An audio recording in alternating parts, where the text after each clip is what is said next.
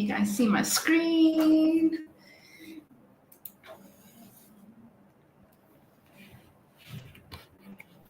Oh, awesome, thank you.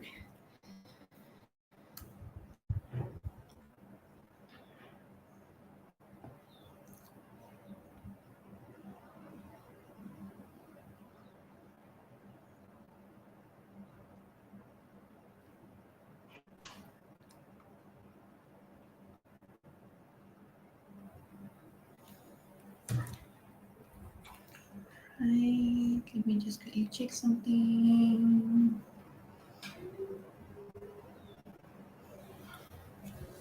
Okay, then I'm going to just open this one. So I'm just opening the machine scheduling without penalties first, if you were wondering which slides. So without penalties.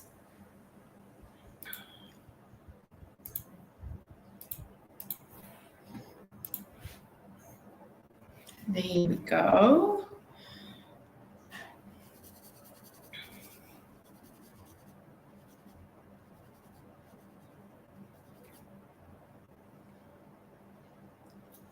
Good morning, good morning.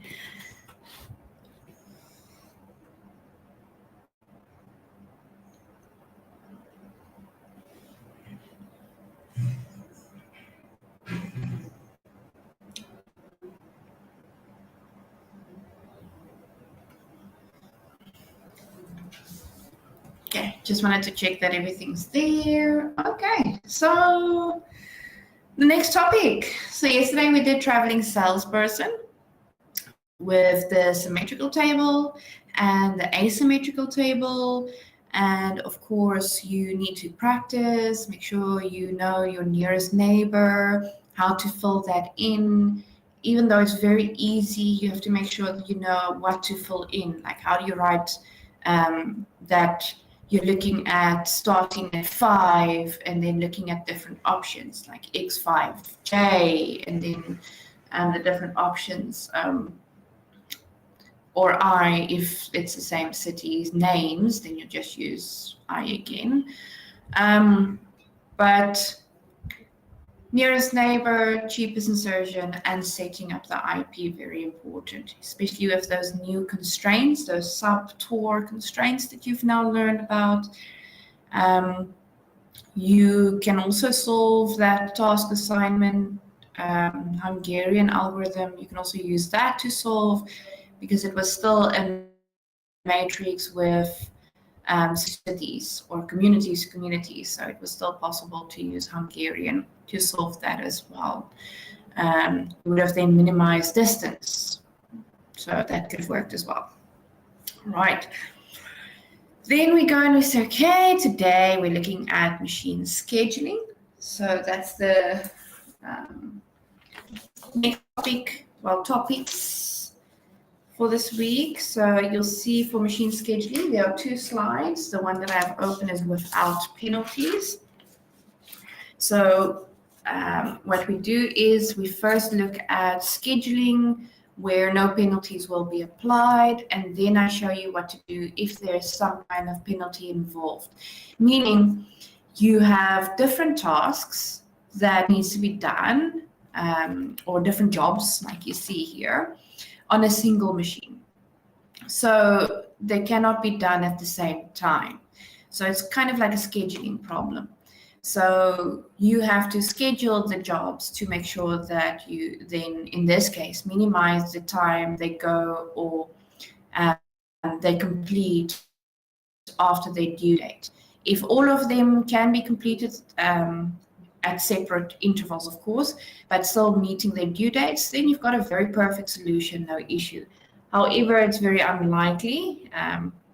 If you check there, for example, if you add all those due dates up and you check the days or the days that it takes to complete those dates, it is very unlikely for you to have none of them going past their due date. So the idea is then to schedule it in such a way to minimize the amount of days that it goes over, or we say overdue. Then the second slideshow is when there's going to be some kind of penalty involved. So you pay for maybe every day it's overdue or every minute it's overdue, depending on what measurement you're working with. But that's basically it. Same topic, just an additional add-on with penalties then. Right. So let's see how it goes today and how far we can get. So we will finish this one and then do some exercises. Then we'll see if we'll start before break or after break. Then we'll do the next one so that you can finish with the topics today. And then tomorrow we go through the exercises for traveling as well as machine scheduling. Right. And we'll see if we then can have time for some questions of the previous test. But we'll see how it goes. So let's have a look at this one. How does it work? What do we do? Okay. So you'll see here in this example, there could be more jobs, but in this example, there are 4 jobs that need to be scheduled on a single machine. So if you had more machines, you'll work with each machine individually, basically. Then they show us how much time it requires to complete each job in terms of days, and then the due date in terms of days. So lucky for us, everything's in terms of days. Otherwise, we might have to convert one to the other. Right, so if I look at the amount of days to complete a job, it basically just means that if job 1, for example, is being processed on the machine, it's going to take 6 days. I want it to be finished at the end of day 8. So now is okay, but what about job 2? Okay, job 2 takes an amount of 4 days, but I want it to be finished at the end of day 4. Okay, that sounds already a bit problematic because I've got this specific job that needs to be finished by the end of day 4, but it takes 4 days to complete it. So now I'm going to be at the end of day 4. So for job 1, I'm going to start at the day 5 because they can't be done at the same time. So starting at day 5, it takes 6 days. Then it's at day 11 when job 1 completes. But it should be finished at the end of day 8. So I hope you see the problem. And let's go have a look how to deal with this. So you'll see there. We're going to talk about due dates and talk about it being overdue, but take a note, if a job is completed on time or early, the delay or the overdue will be 0. So that is just because we're looking at minimize the time it goes over or minimize the penalty. So there's nothing for completing it early. It's just if you complete it early, well done, but there's no nothing given for that. If there was something, then you can include that value, but for the scope of our course, we're going to stick to it being 0 because it's either you want to minimize the total time it goes over or the penalty. So you're not looking at giving benefits. It's a machine. There's no benefits. All right. So now we go and we say, okay, what's the order that we should do the jobs on this machine to minimize the total delay? So our first example is trying to minimize the total delay, so overdue, time over. Now, if you set this up, we're focusing on our Xij again. So Xij is going to refer to job and position. So meaning which job is done when. Right, so it's also a combinatorial type of problem, not exactly the same, but also a combination type of problem, where you're going to have different jobs, place them in different positions, and try to minimize the time it goes over the final due date. So the total, if I can put it like that. Right, then we say, okay, everything's going to be binary because either the job is going to be completed in that position or not.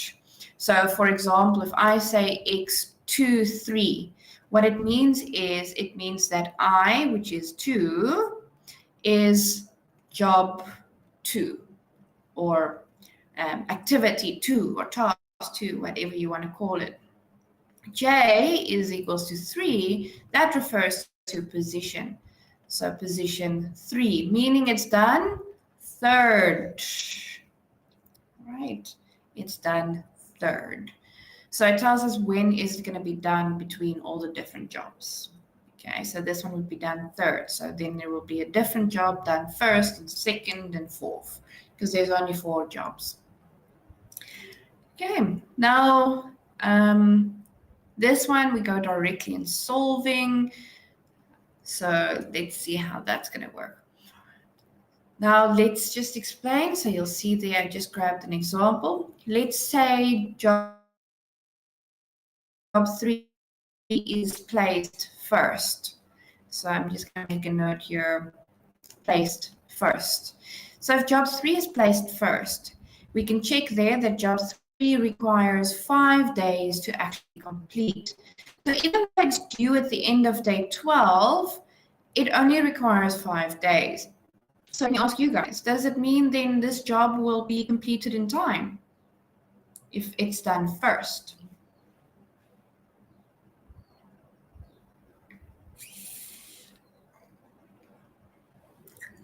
Yes, perfect. Yes.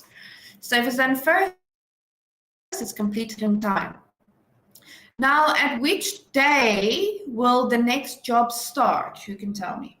At which day will the next job start? Remember that they're all done separately. Can't be done at the same time. Well done, 6. So at the end of day 5, job 3 is complete. So we're now at job. Let me write it down. The next job, which is going to start at day 6. Okay, now let's say the next one was job 4. It requires 8 days. So you'll see in the table, job 4 requires 8 days. So from day 6, you add on. Right, but just remember it's the end of day 5. Right. So if we add on, how much do we get?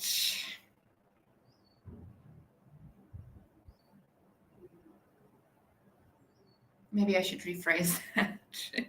So we're saying job 4 is going to be next. It's going to need 8 days. Right, so we said starting at the end of 5. So we go and say at the end of day 5. So from 5, we count. So you include 6 as one of them. So starting at 6, it's 6, 7, 8, 9, 10, 11, 12, 13 to be at the end of, yes, 13.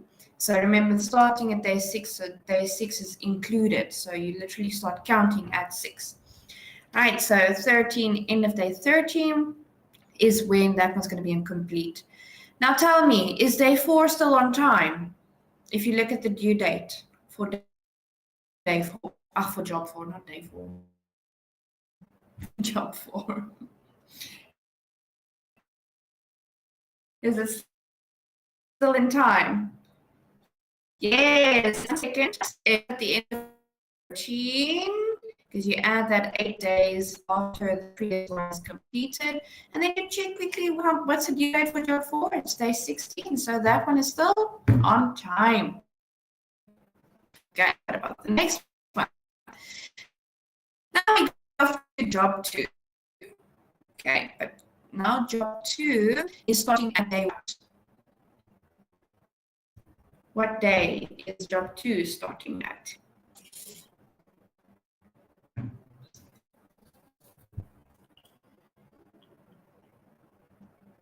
What day is job 2 starting at?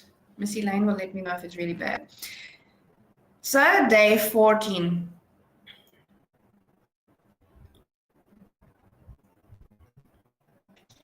So we go and say, okay, start at day, sorry for that one, day, not dag, day 14. Okay, so start at day 14. Now we check job 2. It takes 4 days.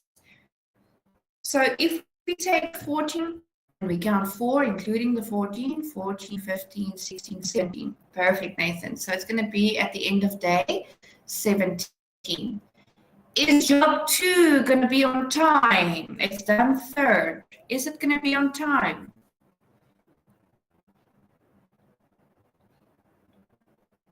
No. No. Job 2 is already due at the end of day 4. we're now already at the end of day 17 to complete job 2 as well. So in job 2, not on time. But okay, we're seeing. I mean, we want to minimize the time overdue. So I'm showing you the concept. Obviously, we haven't started solving. I'm just showing you the concept. This is just an example, Andres, just to show you the concept of why we're looking at due dates and the days required and positions, to make it clear. Right. So we go now and say, okay, which job is left? So we had jobs 3, 4, 2. So let's our last one is job 1. So for job 1, it's going to then start at day 18, but you count 18 as well. You go check how many days are required for job 1 to be completed. 6 days. So you go 18, 19, 20,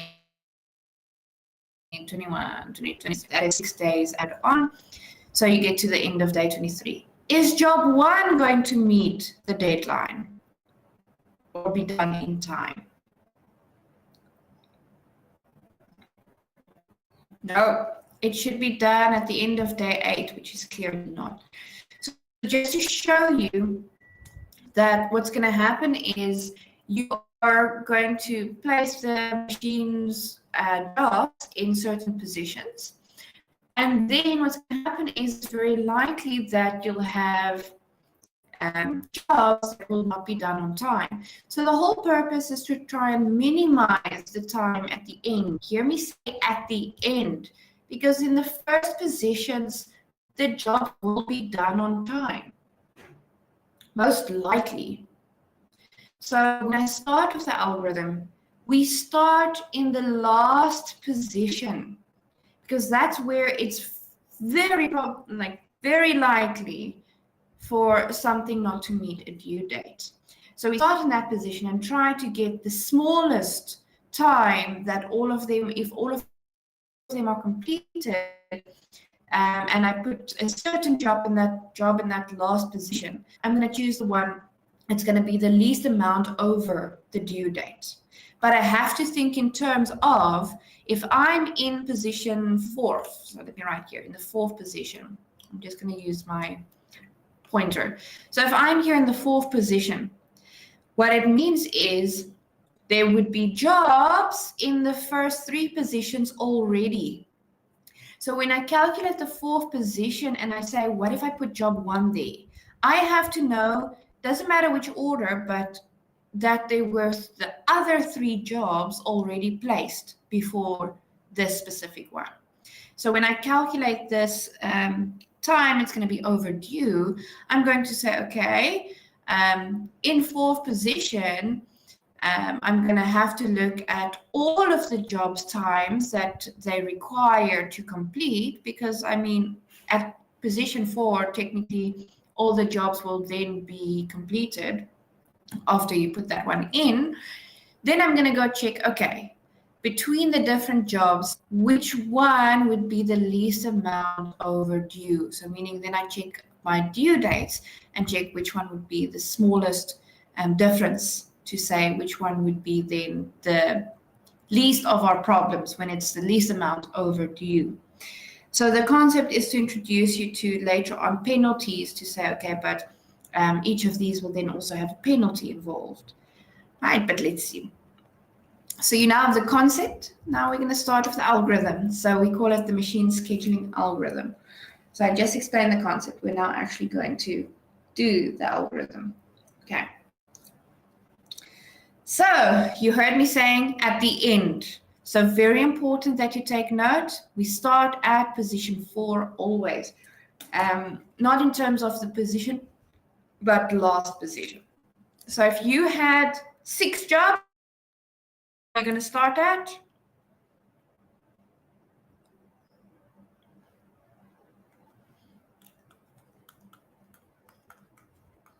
perfect 6, yes. So it refers to the last position. So if you have 6 jobs, 6th position, yes, always the last position, because then that will show you what's the minimum amount that you can try and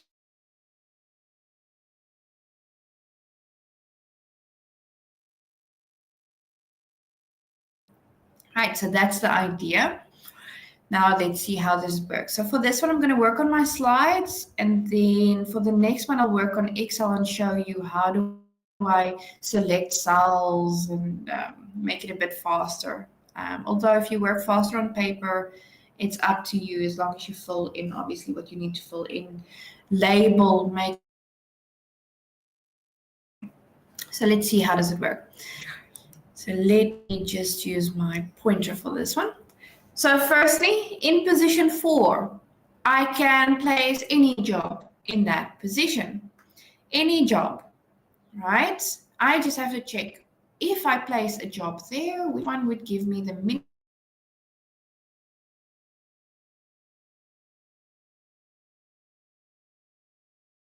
jobs would be completed. One, it would be in there and it will be completed at the end of day 23, for example. Right, so in the last position, you add all of the days required together to see how long it's going to take for all of them to actually be completed. And then you're going to compare it to the due dates to see, but if this job is done last, then we're going to look at it being over its due date. Miss Elaine, can you maybe confirm if it's on your side the same? Let me also send a message that they can check on my side.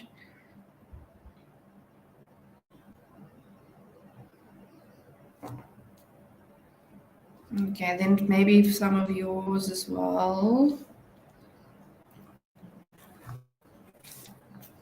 So if it's really bad for some of you, then you can let me know, but I can't stop every time. So Elaine, I'm going to ask you, Miss Elaine, to just let me know if it's really bad. But for the rest of you, if there's issues, just go out, back in, see if it maybe helps.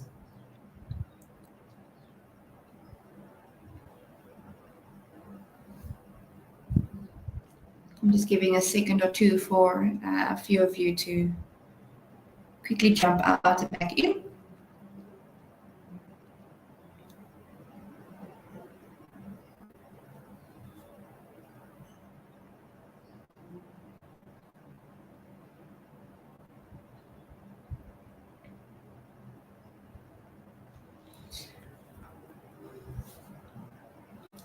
Yes, Armando, that is 100%, yes. So you're checking which job to place in that 4th position. So I is a job, J is the position. So if it's X24, then you're checking what if I put job 2 in the 4th position? 3, 4, what if I put job 3 in the 4th position? Yes, that's the idea.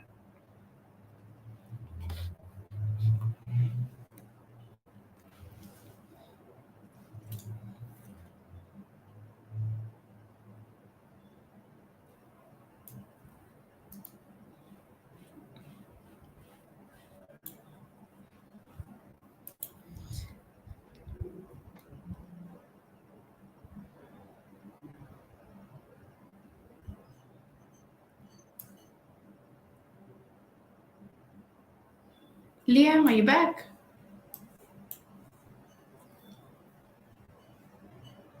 Cool. Okay. So let's see how it works and what happens.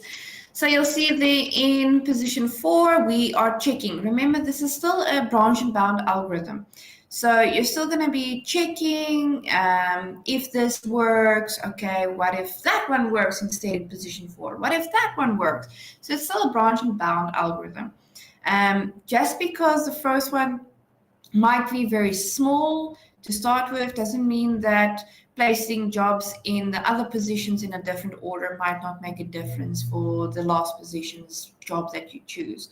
So it's going to be a whole thing where you go and choose the smallest branch, choose the smallest branch. Then we go backwards to check if we can get something better, right? Because you might not necessarily get the best option in the first branch. Okay, but let's see. So what we do is we always start with the last position.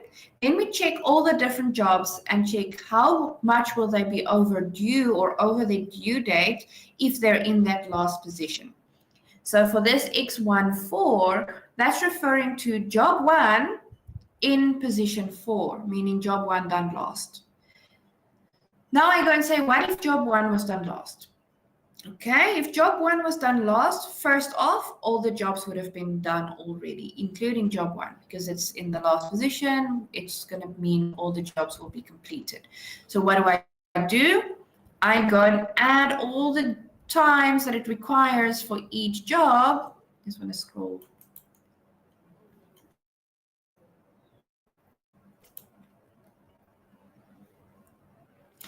All the times that it requires for the different jobs together to see, but doesn't matter what order they put in, at the last position, all the jobs would be completed. So I add all the jobs times together to see at the end of the day, what would we be if we're at the last position? So it would be literally 6 plus 4 plus 5 plus 8 to get that 23, which I explained how we got there if it was this specific order. But it doesn't matter the order, the last job will be completing at the end of day 23, because it doesn't matter the order, their due or their time required is still the same amount for each job. So the time required for job 1 to be complete is 6, and it will be 6, doesn't matter what. And the time required for job 2 will be 4. Doesn't matter which day they started, the time required is still 4. So for the 4th position, you add all of these up. So you get to the 23. Okay.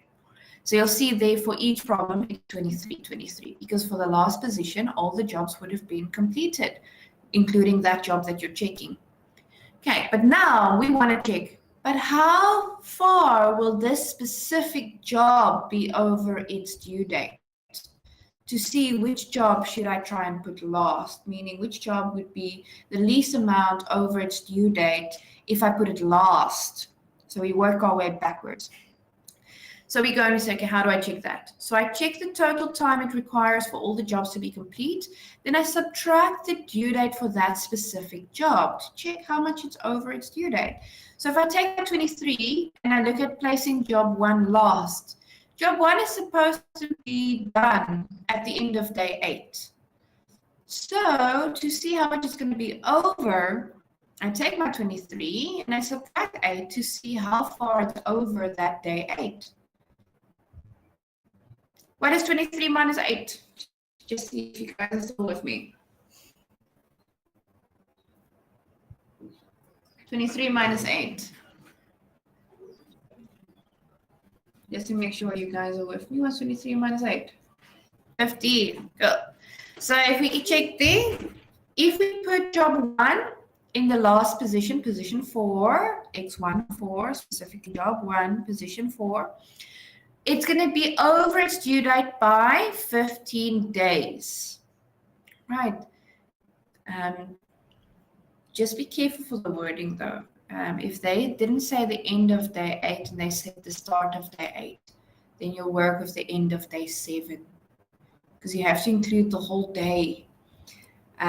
So if you say the start of day 8, 8 is not included, because 8 is not a day, it's the start of it. So it should have been done before the start of day 8. So be careful for the wording there. If this is start, then you'll take the previous one. So if I said the start of day 8, you'll take then 7. So then just quickly rewrite these values as 7, 3, 11, and 15. Right, because if you say the start of day 8, it should be completed. Then there's not going to be a day 8 that it could still be worked on or processed. Right. Exactly. So if that was the case, it has to be completed by the end of day 7 for it to be completed at the start of day 8. Perfect, Brandon. Yes. So in this case, it's simple as saying end of day 8. So day 8 is actually included. So you're subtracting 8. But if it was like Brandon also explained there, the start of day 8, then it's actually supposed to be completed at the end of day 7. Then you'll subtract 7 instead. So just be careful for the wording. Just want to make sure you got that. Right, so then we're going to say, okay, how much is job 1 in that last position overdue? It's 15 days. Now I do the exact same thing for trying to check if job 2 in the last position might be a better option. So you add all the jobs together, the time required, and then you subtract the specific due date for job 2. So specific due date for job 2 is 4. If you go back to your table, you'll see it's 4. And that gives us 19 days that job 2 will be overdue if it's placed last. Next one, what if we place job 3 in the last position? Take the total time required, because every job will be done by then, minus a specific due date for job 3, and 11 days is how much it's over its own due date. Then we try job 4. Total time required is all of them added up to complete the jobs, because all of them will be completed by then. Then we subtract the specific due date for job 4, and we see 7 days is how much it will be over. So between all of these, we pick the smallest, because you want to minimize the total time it's going to be overdue, or over its due date, or past the due dates. So you're going to start with the smallest, but it's still a branch and bound method, meaning even though I start with this one, I need to come back later on and make sure that one of these others might not give me something better, because it does not necessarily mean that if I put job 4 in a 4th position, because it has the smallest, it will definitely be the smallest total when I add all of the jobs together in their positions. Because maybe putting job 3 in the 2nd position is terrible. I don't know. Maybe placing job 2 in the 1st position is terrible. We don't know. Right, so it's a whole branch and bound type of algorithm to say, okay, it doesn't mean that if I go with the smallest now, that it's going to be the best solution necessarily. Right, in a lot of exercises, you'll see it's actually not. Okay, but with this one, yeah, it is. Okay, let's see. So we take the smallest, that's where we start branching. So I'm start branching on problem 4. So I'm going to have a problem 4.1, 4.2, 4.3. Why only 3? Why not 4.4? Why only 4.1, 2, and 3? Who can tell me? Why will I only have 3 sub-problems? You can guess why.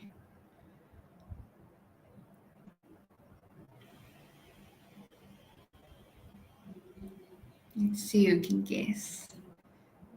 Why will we only have 3 sub-problems from problem 4?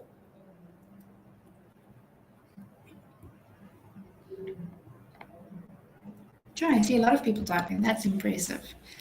Let's see. What do you guys say? What do you think? Problem 4 has been scheduled. Yes, you started problem 4 no matter what. So problem 4 has been scheduled. So which job has been scheduled if I look at problem 4? Which job has already been scheduled if we start with problem 4? I'm going to highlight this here. Yes, 4. So job 4 is scheduled for position 4 if I start from this problem. So if I go from problem 4, I'm going to be left with the jobs that has not been scheduled. Yes. So which jobs do we need to still schedule from problem 4 specifically?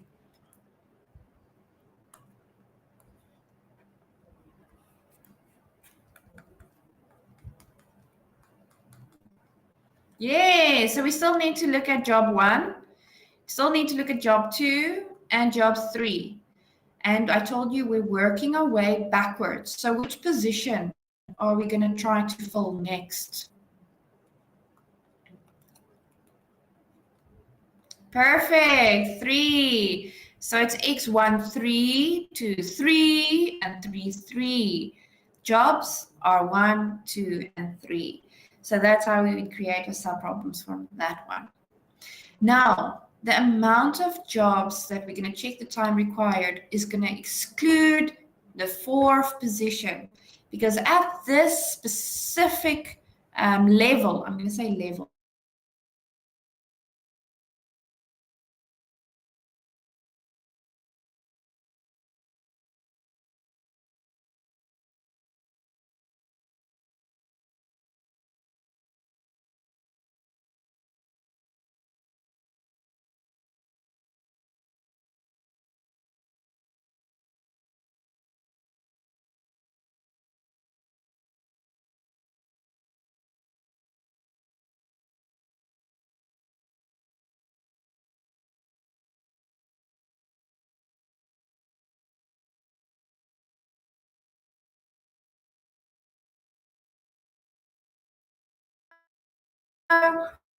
don't know what that was. Very weird. Someone did not like me and kicked me out. Why would you do that to me? We did, don't worry. But it was not the power. Power has been sorted. All right, you guys can still see again.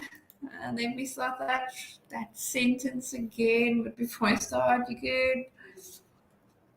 Cool. Okay, awesome. Right, let me start that sentence again. All right, so in the third position, you are at the third level, if I can say it like that. So all of these x1, 3, 2, 3, and 3, 3 is in the same level, meaning you're checking if you put job 1 in that position versus job 2 in that position versus job 3 in that position. So it's an or there. You're checking them at the same level. It doesn't mean you're going to put all of them in at that position. You can't. I mean, they can't be done at the same time. So you're checking which one to put. Okay, but that means in order for a job to be put in position 3 at that level, other 2 jobs would have also been placed already in position 1 and 2. So when you check the time required, you're looking at something being put in position 1, something being put in position 2, and something being put in position 3, because that's the position that you're checking now. And then when you add the time required for the options for your jobs here at position 3, you are basically saying that, let's say, for example, let me just take an example. It's not the solution. So let's say I say job 2 in position 1 and job 3 in position 2 and then job 1 in position 3. I want to check the due date for this specific job, meaning even that job needs to be completed to check the due date. So when you go back, you're going to check the time required for every single job that's still available for this level, excluding the job that's already been scheduled. Because that job has been scheduled, you're not in that position anymore, you're not even looking at that overdue anymore, you're now looking at position 3. We'll come back to check, but how do I include problem 4, but we're not there yet. So we go back and say, if job 4 was placed in position 4, it means that job is considered for position 3, which includes position 1, 2, and 3 to check the due dates at that specific level. So when I calculate the time required, I'm going to add up the previous ones. Now it's coincidentally 1, 2, and 3, but it's purely based on which jobs are available to be placed in position 3. So meaning which jobs are left. So I'm going to add that as my total time required for position 3 from that specific branch. Okay, so 6 plus 4 plus 5. Okay, we get our 15 there. So let me just go to the next page there. You'll see we get our 15 for the total time required so far. Now, again, we repeat the same steps. So we go and say, what if I place job 1 in position 3? Okay, but when is job 1 due? So I take the time required for this specific position, because now it's placed in position 3, not position 4. Position 4 was different because then it was overdue even by more days. But position 3 will be overdue by less days. So that's why we're adding less of them together for the time required. So we add that up, we get 15. We say, okay, what's the due date for job 1? So you'll actually go back to your table and you'll see the due date is day 8. Then we subtract, we get 7. Okay. We do the same for job 2, same for job 3, check how much they're overdue. Now, the question is, how do I make sure to still consider that the 4th position was filled with job 4, because all of them started with job 4 in position 4, job 4 in position 4, because it comes from problem 4. So how do I incorporate that? I get the total days overdue, meaning I take the overdue amount that I have here for this specific problem and I add the branch it comes from's total. So the branch it comes from's overdue was 7 days, and now I'm building on the 7 days because I'm placing more jobs. So I added to that specific overdue. So 7 plus 7 is 14. 7 plus 11 is 18. 7 plus 3 is 10. Then I get my total overdue for that level. Right now, let's see if you guys are keeping up. So right now we're saying that we placed job 4. So remember, this is where they started. So position 4 was X44. So that was our problem 4. Then we're saying, what are we placing now? So you'll see my little asterisk here to say, okay, we're going with this one because it has the smallest total out of the 3 options, because we want to minimize. You'll always minimize because you're minimizing the overdue or the penalty.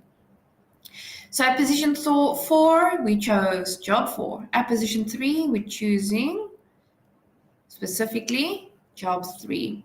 So this would be X33, meaning that this would be job 3, position 3. Remember, I is the job, J is the position. Right? I is the job, J is the position. So why am I choosing X33? Purely based off that being the smallest between the 3 jobs that I had available. Right. Now that is coming from problem 4.3. So problem 4.3 is going to branch. Why is it only going to branch 2 times? You can tell me. Why is it only going to branch 2 or has 2 sub-problems? Why? Why?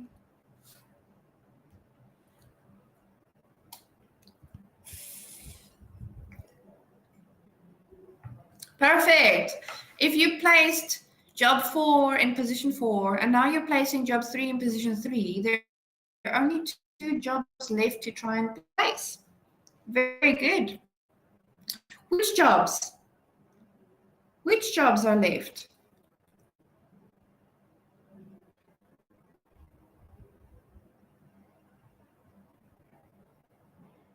One and 2, perfect. 1 and 2. And which position are we moving to? Which position are we going to? Perfect. We're moving to position 2. And then we have job 1, job 2 left for specifically position 2. So X12, job 1, position 2. X22, job 2, position 2. Those are my options. Now, which time required values will I add together? Let me go here. Which time required values will I add together this time? We're now looking at job 1, position 2, and job 2, position 2. X4 is placed in 4, X3 is placed in 3, so those are complete. Perfect. Those are not included because we are not in their level. We moved a different position. We are now in a different position. We're not in those positions anymore. They're going to be there. We are now looking at level 2, meaning position 2. So I'm specifically looking at 2 jobs being completed. We don't know in which order yet. We're just saying 2 jobs. And which 2 jobs can be completed in that level? And if I choose, let's say, job 1 in that level, it means job 2 will be in position 1. If I choose job 2 on that level, position 2, then I'm going to be left with job 1 in position 1. So the only 2 jobs that I'm going to have to check how much it's over is job 1 and 2. So I go and time required and I check, okay, job 1's time required and job 2's time required. And I add that together to check how much time will it take, or how much time will it take to complete these jobs, no matter in which order. So that would be 6 plus 4. Then for each of them, I'm going to subtract the due date. So remember, 8 for job 1 and 4 for job 2. So you'll see here, I take my 10, subtract 8 for job 1 in that position, and I subtract 4 for job 2 in that position. Sorry, should have highlighted the job, not the position. And then lastly, remember to get the total time that it's over its due date, or the total days that it's over its due date. So I go back now quickly focus very carefully. I just go back to the previous one, not the previous one. Why am I only going back to the previous one and not the previous one? Why am I going back to 4.3 and not 4?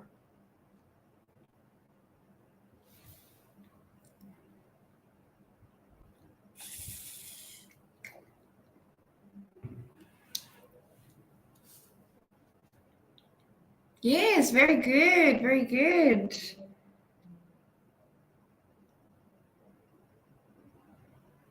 Awesome, yeah. I mean, you already added the previous one to this one, so it already includes, yes, it already includes 4 in it.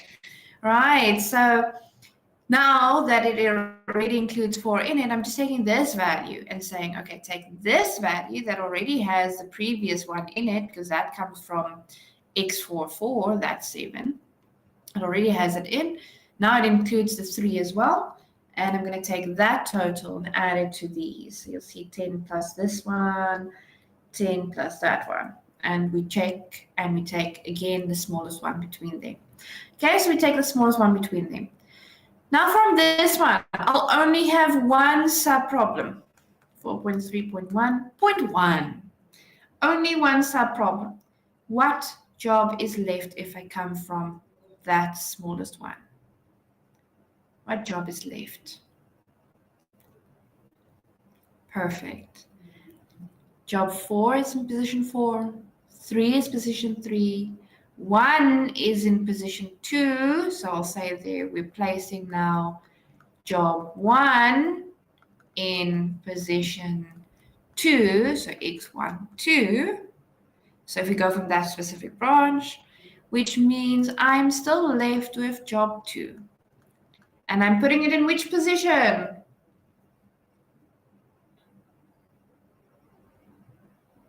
1, yes. We're now going to our first place. Our first position, the job that will be done first. So which time required will I add up, if I even need to add up? Should have not said anything, but which time required am I taking? Or time required am I adding? What are we doing? We're checking job 2, position 1. Perfect. Job 2, position 1 is the only job that I'm left to place, meaning there will be no other job done before this one in position 1. So the only time required is that specific job because I'm placing it first. Then I check the due date and I subtract that due date. If it's completed earlier, you leave that overdue as 0. That note was there in the previous slides. It's not. I mean, 4 minus 4 is 0.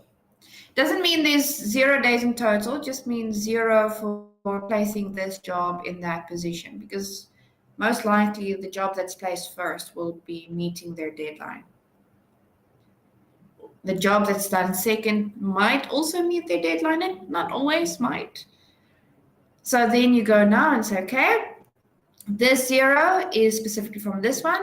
The total, I just go to the previous branch, because the previous branch already includes the previous and the previous, because this 10 comes from the previous one. So I simply go to the total overdue from the previous one it comes from, which was 12, and I add this one's specific due date to that 12. Right, so the total overdue is just going to the previous branch where you already added the previous one, and the previous, it's just the first one doesn't have a previous. And the first one that you're placing in the last position, that one doesn't have a previous because you only started placing stuff there. But from there, you're adding on and adding on. Okay. So this is called candidate A.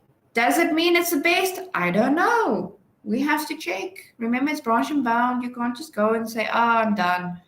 Okay, there could be something better if you place them in a different order. It's combinations. Right, but there is a way to make sure you don't have to branch everything. So now check. What is the total overdue amount?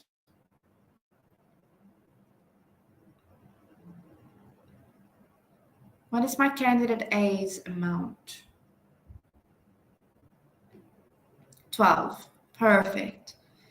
So that tells me if I place in position 4, job 4, position 3, job 3, position 2, job 1, and lastly, job 2 in position 1, I'm going to have a total, well, we're trying to minimize, but the total amount of days, so be careful of my wording, that they will go over the due dates in a specific order. Not everyone goes over their due date, but the total time or due that's calculated for all of them in those positions is equals to 12 days.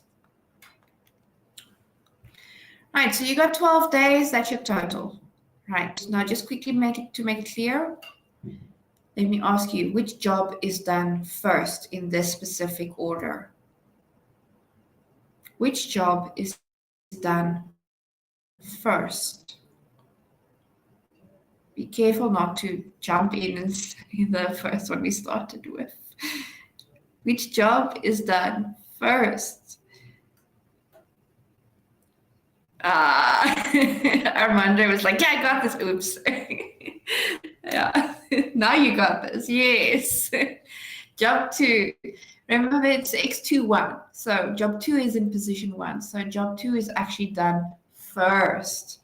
Right, we're doing it in reverse. Yes, we're doing it in reverse. So the job that's placed first will very unlikely that they will be over their due date. That's why this specific one had a due date of 0, because I mean, it's very unlikely that the job that's done first will be over the due date. Right, so job 2 is done first. Which job is done second?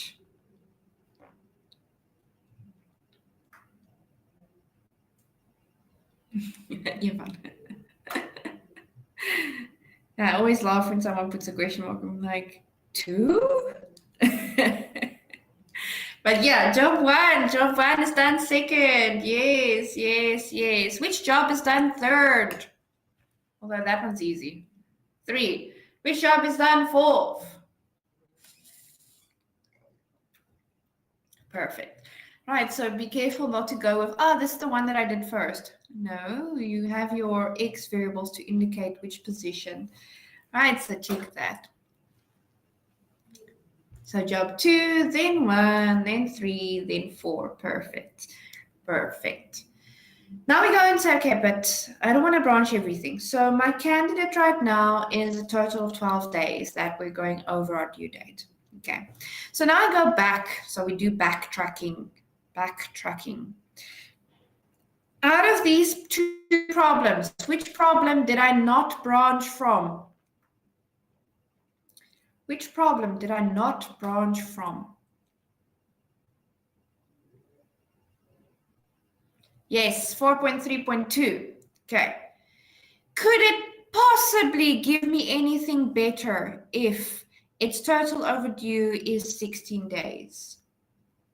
Could it possibly give me anything better than my candidate? No. My candidate is 12 days. I can't get anything less if it's already higher. Because remember, the more you go on, the more you're adding on. So when your total, I'll say TO for total overdue, is equals to or less than, so less than or equals to your candidate, so C for candidate, you branch. Right, so if your total overdue is less than or equals, hear me say or equals, because sometimes if you're in the second last position, you saw now the placing the last job in the first position might have an overdue of 0. So it could mean that you can have a different one with also an overdue of 0 that could be an alternative solution. So that equals, so if TO equals your candidate, it could mean alternative solution. Could, not necessarily, just say could be an alternative solution, meaning the same Z, different X values, different positions. So that's your note. TO, total overdue, total overdue. Right, total overdue. So in this case, our total overdue is 16. Our candidate is 12, so it's definitely not going to give me anything better. It's not less than or equals to the candidate. So we say eliminated by CA, meaning candidate A. So you can write there candidate A.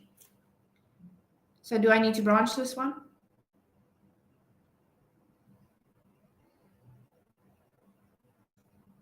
Nope. That one's eliminated. Gone. Okay, we do backtracking. We go back more. Okay, next level, we go backwards to level 3, or position 3. Which problem did we branch from already? Because I can't eliminate where I came from. Hey, I mean, it's like saying, yeah, that doesn't make sense. You can't eliminate where it comes from. It is that candidate's problem. So 4.3, yes, 4.3 is where we branch from. So I can't eliminate that. That does not make sense. I mean, you got the candidate from that problem. You can't eliminate it. However, problem 4.1 and 4.2, we have to check. Which problem will we branch further? I'm giving you, yes, I was hoping you guys won't fall into my trap. None, none, very good. Right, none of them, right, why none of them? Because candidate A is 12, yes. They're both eliminated, so eliminated by CA. This one's also going to be eliminated by CA because the total overdue is not less than or equals to our candidate. Okay, we go back another level. Is there one that could possibly be branched? I cry a bit, but yeah. Yes, problem 3, right. The other two problems are not less than or equals to our 12 of our candidate A. So you'll see problem 1 eliminated. Problem 2 eliminated. But sadly, problem 3, we need to branch. Okay, so now we go from problem 3. Guys, you can see the value is already very high and it's only position 4. So you can already kind of see where this is going, but remember the whole purpose is to have an algorithm such as steps and you can eliminate or not. Okay, so don't tell me, but I could have seen. Tell me the value, then I'll believe you. All right, so meaning branch. So we're going to have problem 3.1, 3.2, and 3.3. Let's see if you remember. Why only 3 subproblems? Why only 3 subproblems? Rishkar, close? Close? So we already chose one. We already chose one. Perfect. So which one did we choose if it comes from problem 3? Which job did we choose? That's better, Rishkar. That's much better.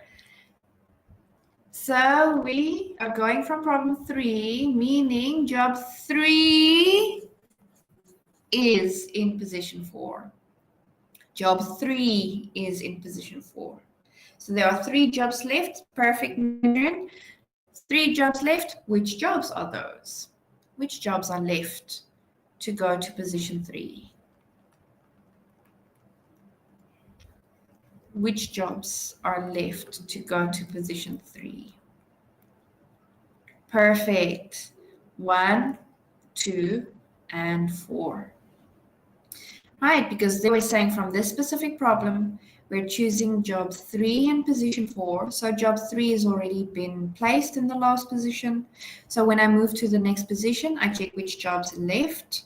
So if job 3 has been placed, then job 2, 1, and 4, or 1, 2, and 4. Those jobs are the ones that's left. So if we go get the time required, remember job 1, 2, and 4. What am I going to add up? What plus what plus what? Or plus what?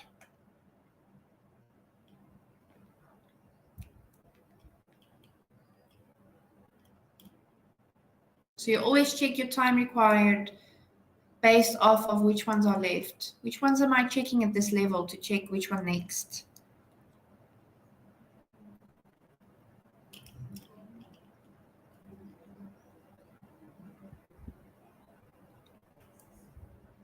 So which values are we adding together? Okay, 1, 2, and 4 were left. Which ones do I add? Yes, I remember. So as soon as it's less than or equals to your candidate, you branch. So yes, 1, which is 6, 2, which is 4, and 4, which is 8. Thank you, Rishkar. You're going to add those together. Perfect. And when branching this, it could possibly give us something better. It's not. I'm just saying it could. Right. So we're going to add those together. Okay, great stuff. Okay. So going back here, let me just go to this one. So from this one, you're adding those values together, and then you're going to specifically check each and subtract each due date. So now it's going to be all the way. Let me just get to the correct one because that's all the elimination problems. Okay, so here we go. So problem 3.1, 3.2, 3.3, which job 1, 2, and 4 left. You add that up, you get 18 for each. Subtract the due date for the one that you're checking. This is job 1's due date. This is job 2's due date. And this is job 4's due date. Then don't forget the total overdue. So now you have to be very careful. This total overdue of 10 is going to be added to the previous one. Which problem are these coming from? Which problem are these 3 coming from? Problem what?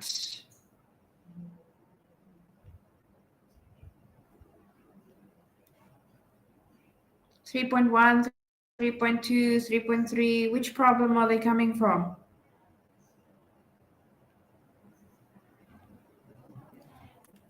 Three point one, 3.2, 3.3. So which problem? Not which variable, which problem? Just trying to prep you for how we can ask it. Problem is problem 3. If I ask which variable, yes, then x34 is it.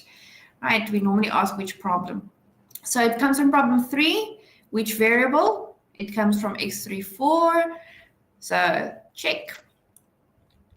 Now we go and say, okay, go add that specific value. Okay, so we're adding the 11 to each of them. That's the one that we checked. So Armando even asked, is it because it's 11? Yeah, it's smaller than or equals to your candidate, which is 12.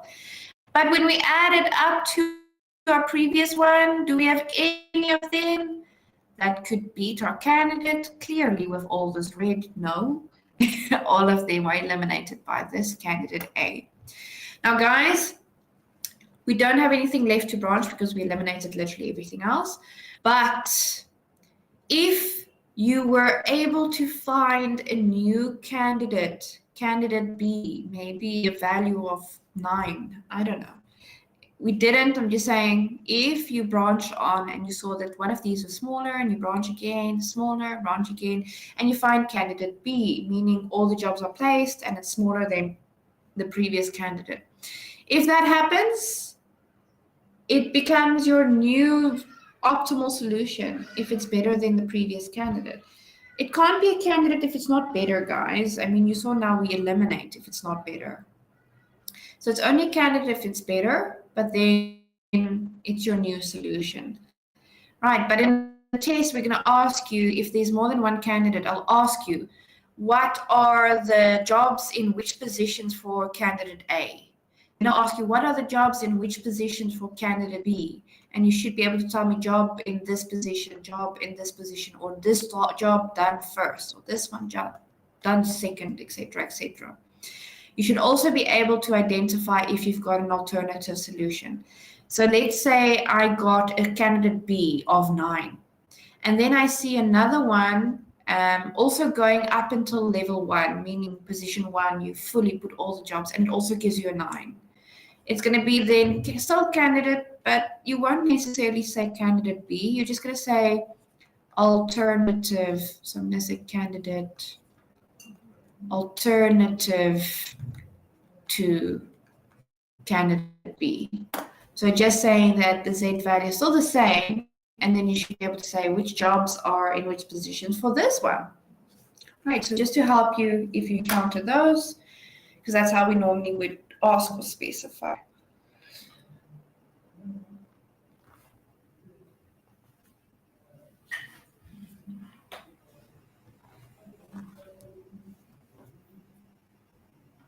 Adrian, you'll be labeling, I'm hoping. So the first one you branch and the first one you get is going to be your candidate A. Work backwards, eliminate. Remember, I showed you now how to go backwards. You take it step by step. You don't jump all the way to the first problem. Right, so if you were at your first candidate, you'll be at position 1. I mean, you have to go until the first position to get a candidate. Otherwise, you can't say it's a candidate. So when you get your first candidate, you then move backwards.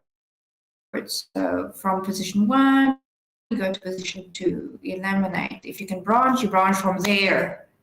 If that's done, you go back one more, so position 3. Check if there's something to branch. If there is, you branch. Then you go back. So as soon as you get a new candidate, then you start using that candidate. Right. So, for example, this would have been candidate A, got 12. Then you go backwards, and then you get now candidate B is 9. Out of the 2, yeah, they're candidates, but which one is the optimal solution? You can tell me. Out of CA and CB, if we had CB. Yes, I'm wondering, because everything was greater than 12. Perfect. We stopped. We eliminated them. They're done. All right, but if you had a candidate B of 9, it's better than a candidate. You want to minimize. It's a min problem. You want to minimize the total time it's overdue. So then candidate B becomes your optimal solution. Remember, candidate just means an option. Doesn't mean an optimal solution. Candidate, literally the word means it's an option. Right, so I can ask you which one is the actual solution. Right, but there could be a lot of candidates. We just wanted to show you the concept. You're now going to do one with, if I remember correctly, with more than one candidate there. All right, so I'm going to give you quickly some time to attempt this one.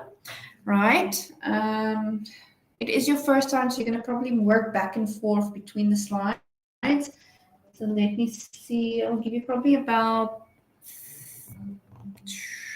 let me see how big it is before I tell you how long I can give you. Otherwise, no. You need to work fast for a test, so I'm not giving you that much. Machine scheduling, exercises. Hello, is it me? I'm waiting for it to open. Okay. Okay, so without penalties, if we see you have a candidate A, a candidate B, and a few others. Okay, I'll give you.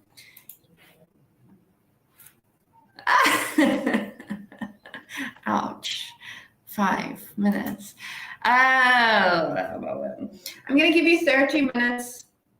So quarter, 33 if you want to be specific. So quarter to 10. Then I'll just quickly show you the bulk of it in a sense of quickly. and then we will have a break, and then we continue with the penalties. Right, so 1:45. Do this one now, because this is the most trickiest one. If you didn't do traveling salesperson, you can do that as well, if you've done this one first.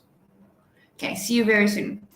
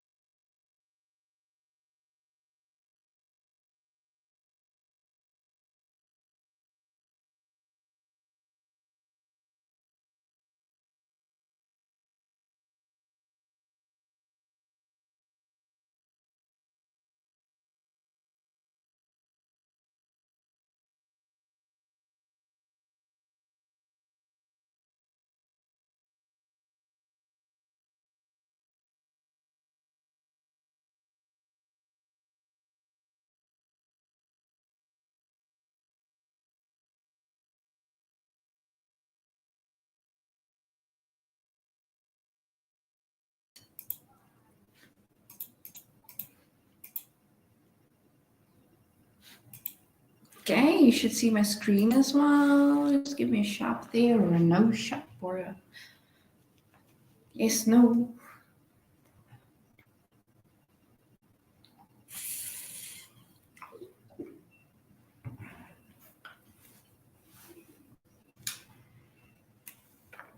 Or a maybe. Thank you so much. Right, I'm just going to close the slideshow there. Without penalties. No. Okay. So let me open this for you. Okay, just to give you an indication of how it was. If we have some time tomorrow, then I'll go through it slowly. But just to show you again, this one is the without penalties one. You have your time required and your due date, but in this case, due minutes. End of, still okay. This is in minutes. Everything's in minutes, so you're working with minutes. Right.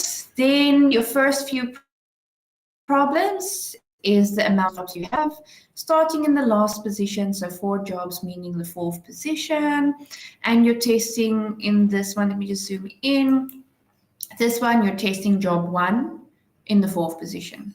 This one, you're testing job 2 in the 4th position, 3 in the 4th, and 4 in the 4th. Right, then the time required is all of them, because in the last position, you're looking at all the jobs being completed. So you're literally adding all of them together. That's for everything on this level.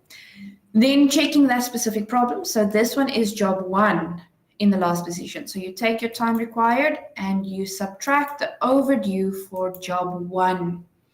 Right. Oh, okay. So you take your overdue for job 1 specifically. For problem 2, there you're looking at trying to place job 2 in that position. So you're subtracting the overdue for job 2. That's the 13 there that we're subtracting. For job 3, you're subtracting that 18. For job 4, the 15. Now, out of these overdue times, there's no total overdue, just for the fact that this is the first job that you're trying to place. So there's no total yet. So out of these, you check which one is the smallest, which was the 14 minutes. So from that one, you now branch. So you're going to have, from problem 3, you're going to have 3.1, 3.2, and 3.3. So if job 3 was actually chosen for putting in the 4th place, job 3 is out of the picture. So you now only have job 1, 2, and 4. So for the next level, you'll see is job 1, position 3, job 2, position 3, job 4, position 3. Now, when adding the time required, you're just considering those 3 jobs. So job 1, 2, and 4. Okay, then you have your total time for that level, specifically from that problem, just to make it very clear. Other problems will have different 3 jobs. Okay, so you have that time, and then for each of them, so this one we're focusing on job 1, so you subtract the due date for job 1, which is 14, so you subtract that from your total so far. Next one, that's for job 2 specifically, so you check the overdue or the due date or the due time, subtract that. For job 4, you subtract 15, so that's that one.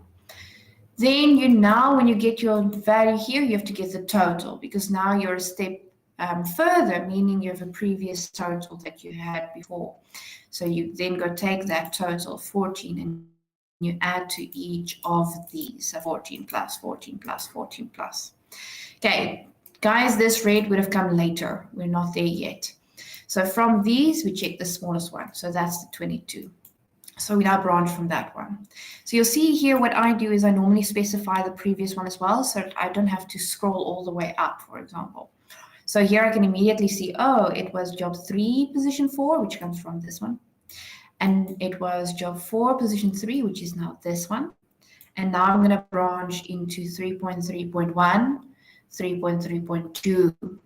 Which jobs are left? If job 3 and 4 are chosen, then job 1 and 2 is left. So when we go down, you'll see here, job 1 and 2 are the ones that we have left. So when you go to time required, you just add job 1 and 2's times together. And then for this one, you're subtracting the due date for job 1. This one, you're subtracting the due date for job 2. But we don't go into negatives. Remember, I told you in that one slide, if you are going into negatives, you simply put a 0, because we don't give anything for completing it early. Right, so it's just a machine. There's no benefits to completing it early. Right, you just want to minimize the overdue. So you put a 0, 0, no negatives. You put a 0.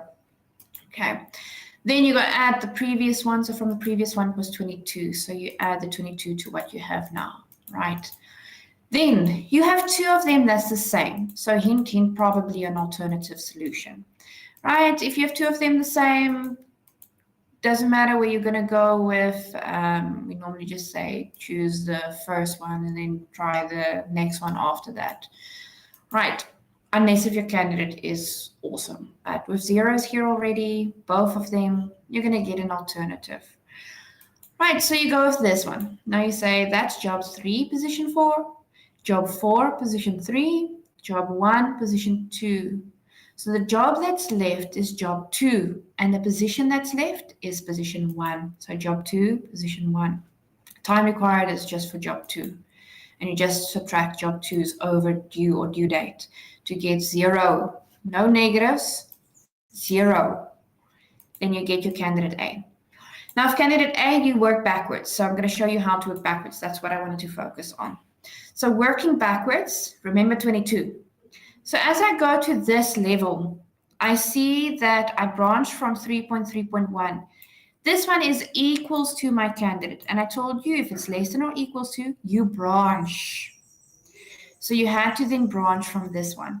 Not all the way up, you go step by step. So this one you now branch, you get the same Z value of 22. So it's an alternative to candidate A. Okay. Now we say, okay, 22 is still our main focus. We have an alternative, but what's an alternative? So quickly check the difference. So both of them has job 3 in position 4. You can see there, job 3, position 4. Both of them has job 4 in position 3, 4 in position 3. What's the difference between these two? The Z is the same, but what's the difference?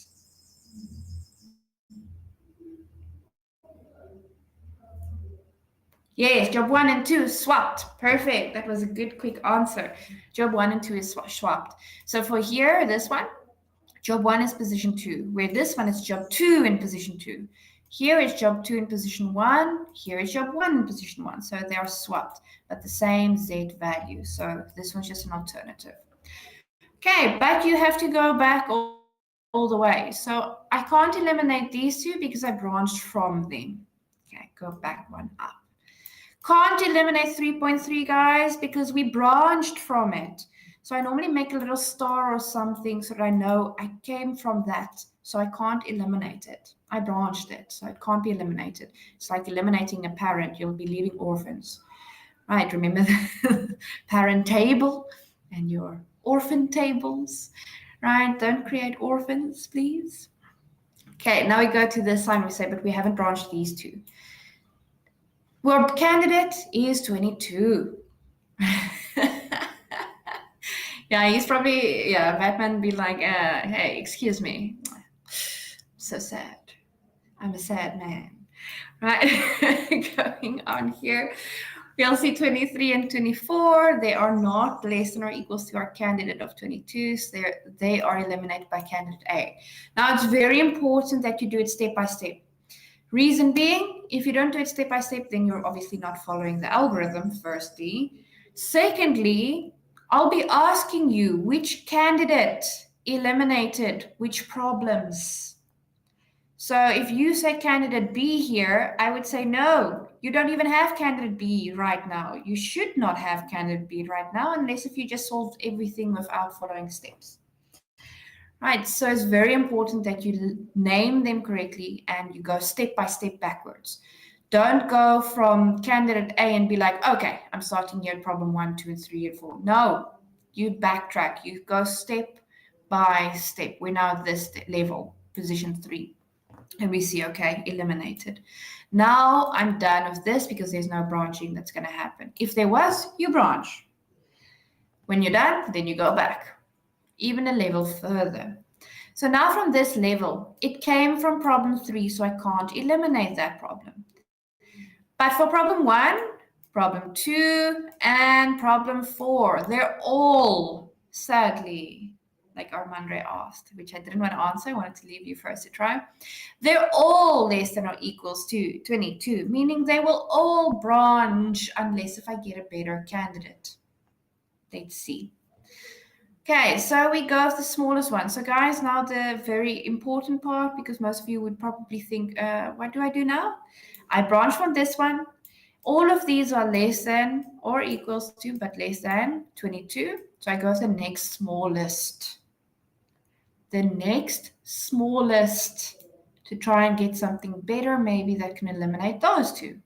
Maybe, maybe not. As you can see, they were not eliminated. So hint, hint, no. Right, so you go with this one, the next smallest one. 17 is the next smallest. Okay, so you branch on this one, you say, okay, which problem is this? Problem 4. So it's going to go 4.1 and 4.2 and 4.3. Okay. Which job was chosen for this position? Job 4. So job 1, 2, and 3 is left. Okay, so the time required is going to be for job 1, 2, and 3 that you're adding together. So you'll see the time required is not the same as this one because it's a different job that's placed in the 4th position. Right, so you now have 21 minutes. Subtract each, go add the previous total for the one that you're coming from. So the purple comes from the purple. Don't go take the green one. I mean, 4.1 comes from problem 4. So that's the value that you need to add to these. We can eliminate 2 of them immediately because immediately we see that these are larger than our candidate. So they are eliminated immediately. Sadly, this one is still smaller. So we go with this one. Job 4 is done. Job 3 is done. So in the next position, I'm going to have job 1 and job 2. Time required for those two. Do each. Don't go into negatives. You put 0 if it goes into negatives. Add the previous time, which was that 20. Okay, this is still the same. So it means pick one. Okay, so we go with this one. When you branch, you'll see there that 4 is done, 3 is done, job 1 is done. So we're left with job 2 in the first position. So we do that, we calculate, we get 20. Now this becomes candidate B because it's fully branched. But between candidate A and B, which one is the optimal solution so far? Between candidate A and candidate B, which one is the optimal solution so far if we don't get a C?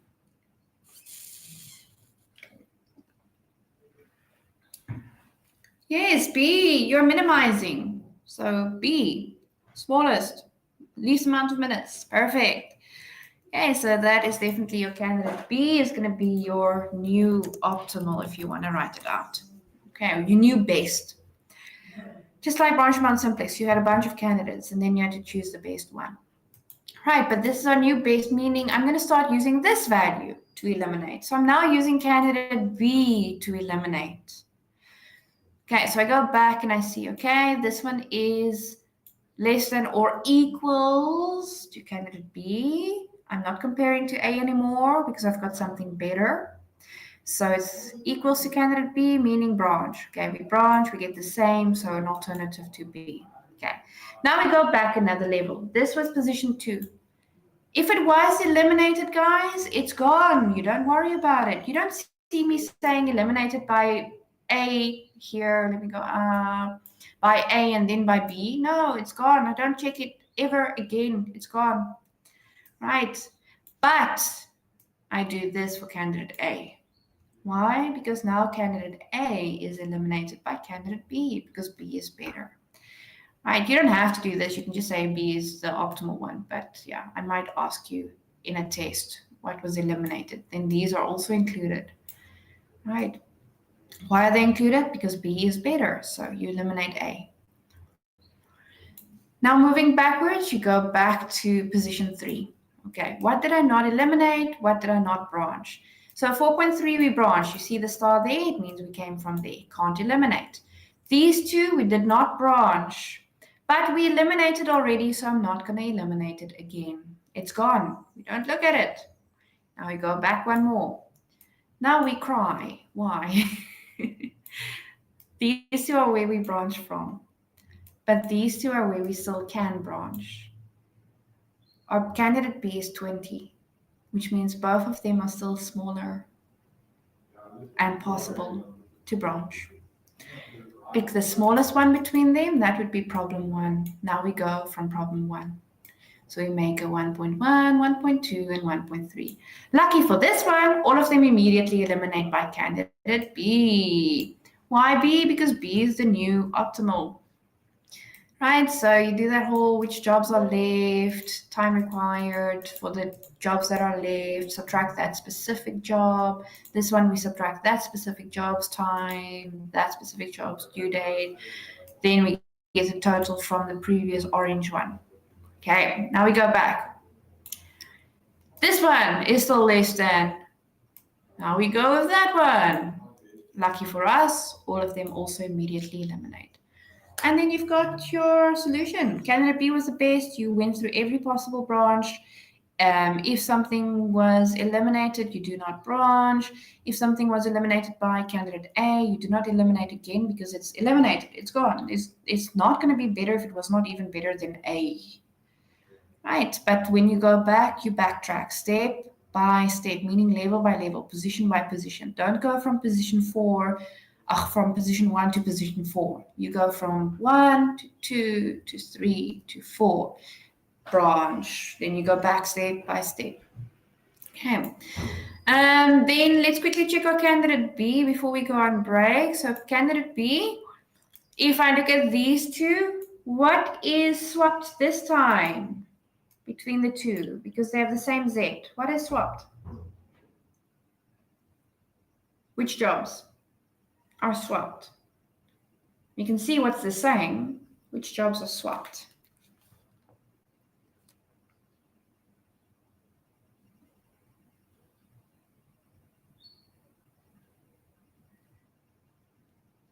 One and 2, yes. So for this one, because we will ask you, the job that's done first is job 2. So I'll write it here. X44, fancy color, X33, X12, X21. So first is job 2. Second place is job 1. Third place is job 3. Fourth place, or done last, is job 4. On this side, our alternative, which is the same Z value, it has to have the same Z value for it to be an alternative. But this one, you've got X44, X33, X22. This one's quite nice. I mean, job 1, position 1, job 2, position 2, job 3, position 3, 4, 4. So job 4 is done last, job 1 is done first, job 2 is done second, job 3 is done third. And that's it.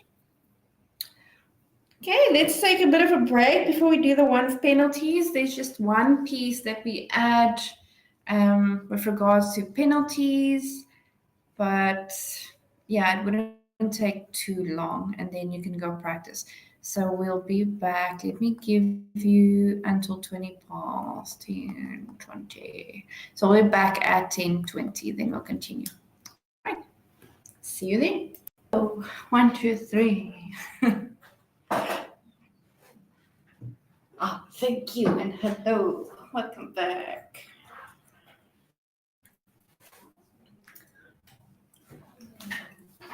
Okay, let's see. I'm gonna just minimize this one. And then we're now at machine scheduling with penalties. So they're just an add-on, but not much difference. You just now have to calculate the penalty every time. So let's see. I wanted to do this one on Excel. Let's see the penalties. Okay. So there's my table. Days required or time required in this case. End of day and the penalties per day. All right. So the penalties are going to be per whatever you're working in times of. If it's not per, then it's just going to be a set penalty, which is okay, but I highly doubt that you'll get something like that. But let's see how to deal with this. So we start again, position 4, like we used to. So I normally just make a note that everything on this level is going to be for position 4. Now, which jobs do I have? I have all jobs available. That's why it's position 4, because there are 4 jobs. So I go with problem 1, problem 2, problem 3, and problem 4. So the X that I'm working with, I can either go with job 1 in position 4, job 2 in position 4, or job 3 in position 4, or job 4 in position 4. But whichever job I put in there, it is last. So all jobs would have been completed by then. Or if you just want to remember, the time required is based off of which jobs are you checking between, or which jobs are available. So for this level, all jobs are available. So I usually just put a right-hand side here to say that's time required, and it applies to everything in this row. So time required is going to be, in this case, all of them, because it's in the last position. So I go and literally just say equals, and I add that all up. You can say sum, but that really doesn't matter. And then, so just check my little trick here. When I go to these, I know they're going to be exactly the same. So what I normally do is I select the first one, so that if I make changes, maybe you made a typo and you have to fix that, it automatically fixes everything, because then you selected cells instead of typing it out. It's not a must. I'm just showing you what I normally do. Right. Okay, so all of them are equals to the same. Because they're on the same level, all the jobs would be able to choose from. And then we need our overdue. So how much is it over? I say overdue. So for the first one, we take our total and we subtract the due date for job 1. So normally I go here and I make sure that it's in terms of the correct days or time. So at the end of day 8, meaning day 8 is included. At the end of day 4, 4 is included. At the end of 12, 12 is included. At the end of 16, 16 is included. Then I just go and fix this as well. It's 8 rand, so just 8. Oh, it's a formatting, so we can leave it. Great, just formatting currency. All right, so I can use those values to calculate. Now I go and say equals this 23 minus the actual specific due date for job 1, because we're looking now at job 1, so the due date for job 1. For this one, it's going to be the 23, but minus the due date for job 2, because I'm looking at placing job 2 here. For this one, it's going to be minus the due date for job 3, because I want to check how much job 3 is over its due date. Next one is going to be minus the due date for job 4. If it goes into negative, you type a 0. Okay. Now, there's no total overdue because this is the last position, so there's no previous branches that I'm adding on. So I immediately go and say, what is my penalty? So when you have a penalty, that's what you want to minimize. So you are working with the amount it's overdue because you can't calculate the penalty without knowing how much is it overdue, because it's going to be a penalty per day that it's over its due date. So you need to get the overdue first. However, if there's a penalty, you then have to work with the penalty, minimizing that. However, the question can also state, the question can state that you need to minimize the days that it's overdue. Then you're not worried about penalties at all. Or it could say minimize the penalties, then you're focusing on penalties, but you need overdue before you can calculate the penalty. So let me ask you, what would I do to calculate the penalty for putting job 1 in position 4? What plus what, or times what, or minus what? What should I do? Who can tell me? So penalty is per day. Per day.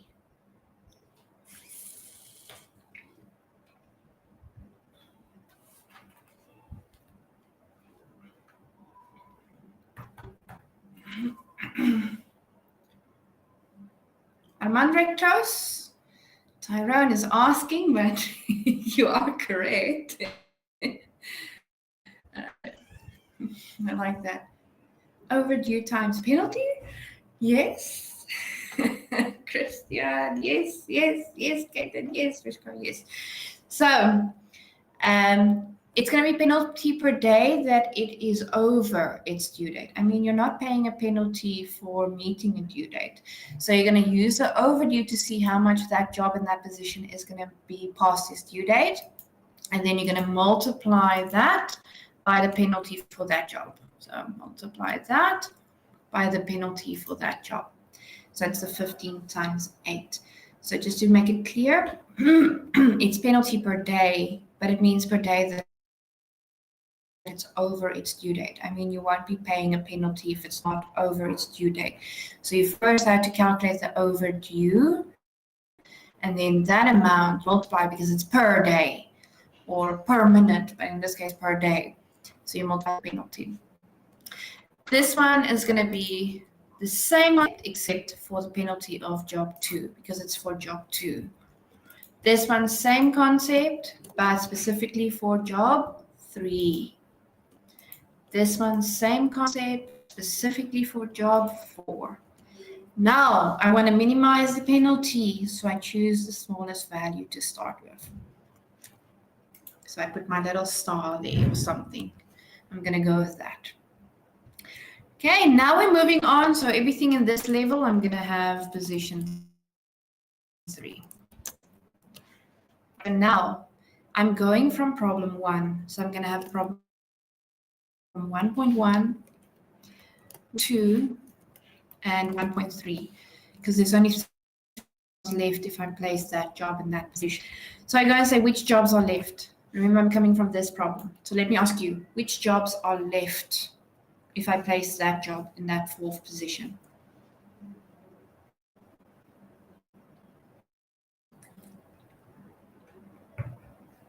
Armandre redeeming himself. 2, 3, and 4. Yes, so quick, very good. So job 1 is placed in that position. So you've got job 2 left, job 3 left, and job 4 left. Which position? 3, 3, 3. Okay. Now the time required is just job 2, 3, and 4. So we go and say time required, not the due date, the time required to complete the jobs. So it's job 2, 3, and 4. Okay, these will be exactly the same because they come from the same problem, the same job that's already selected.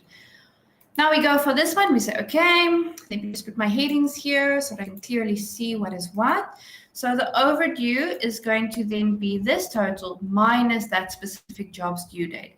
So this job 2, so I go subtract the due date for job 2. This one is job, subtract the due date for job 3. This one is job 4, so I subtract the due date for job 4. Okay, now do not calculate the penalty without remembering that you have a previous penalty as well. So when you calculate the penalty, that's not your final answer. So please remember, previously we had an overdue and a total overdue. Now we're going to have overdue, but penalty as well. But the penalty is per day it's over. So you calculate the penalty and then you add the total. So I think you're going to also have a TP or a total penalty. Right, because now you're building on top of a previous branch. Okay, so penalty-wise, first we go and say, how much is it over its due date for this specific placement? That's job 2. So I go and multiply it with the penalty of job 2. Okay, next one. It's that one times the penalty for job 3, because that's specifically for placing job 3 there. This one times the penalty for job 4. Okay, now the step that you should not forget, I have to build it on top of the previous penalty because we want to minimize the total penalty, not the penalty at that position. The penalty of placing all of those jobs in their certain positions. So we go and add it to the previous one that we're coming from. So total, this one, we say this one plus that. This one plus that, same value. Okay, now we go with the smallest one. So I put my star, this one. Okay. So normally I would go and do this as well to help me keep track so that I don't have to worry about losing track. So it was this one and this one. This one and this one. This one comes from 1, 4, and then now 4, 3. So we're moving on to position 2. Which problem am I branching from? I'm going to work with 1.3.1, 1.3.2. Jobs 1 and 4 are placed because it was job 1 in position 4, job 4 in position 3. So which jobs are left? I'm going to copy this along. Which jobs are left?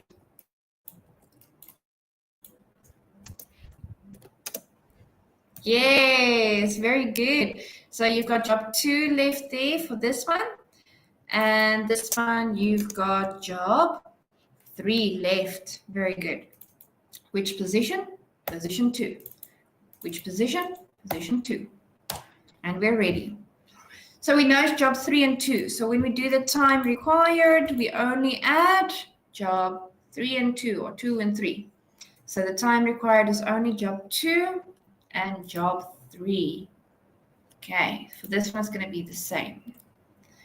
Now we go and subtract that specific job. So I go and say mine minus. We're looking at placing job 2 now in position 2. So job 2's penalty, due date, and then penalty, of course, but due date. Okay. This one, I go subtract job 3 because I'm trying to place job 3 in this one. So job 3 is due date. Okay. What did I say about negatives? What do we do? What do we do with negatives? What did I say about that? 0. Yes, very good. So we put a 0. Right, there's no benefits here. Okay. times, if there was a benefit, I mean, you can calculate it and then subtract it from the previous penalty instead of adding it from the previous penalty. I mean, just requires a little bit of thinking. But you take this one, okay, times penalty of, that one was specifically for, just to make it clear, job 2. So penalty for job 2. This one, I mean, 0 times anything just stays 0. Add the previous penalty. Okay, so these come from 1.3, so I add that previous penalty. Add that previous penalty. Okay, smallest one, put my ready to go. Now I'm going to branch from this one. I'll place it here. I can leave it there. Okay, so now which job is left? And which position? Which job is left and which position? Or you can just give me the variable.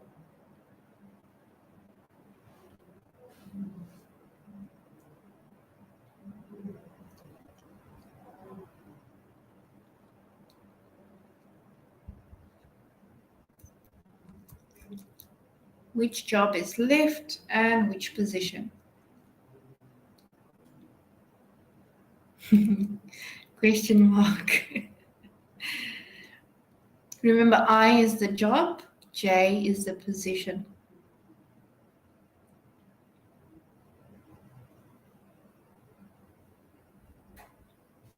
So X14, it means job 1, position 4. X43, job 4, position 3. X32, job 3, position 2. So which job is left? Henry is saying 2 and position 1. So job 2 was left and you're now at position 1. So here I would need to say everything in this line downwards is going to be position 1. Right? So it's literally just job 2 left. Okay. So it's job 2's time. Then you can do the whole minus. Usually here I skip some steps and just get the total at the end. But yeah, it's this one. And then it's minus the due date for job 2. And then times the penalty. But anything times 0 is 0. And then add it to the previous penalty. So CA, our candidate A, has a value of a penalty of 140 Rand. The positions and the jobs. Which job is done first? Be careful to answer. Which job is done first?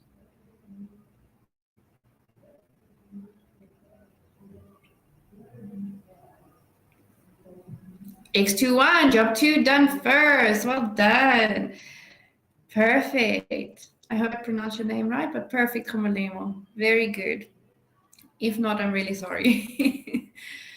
Then, which one next? Which one is second place?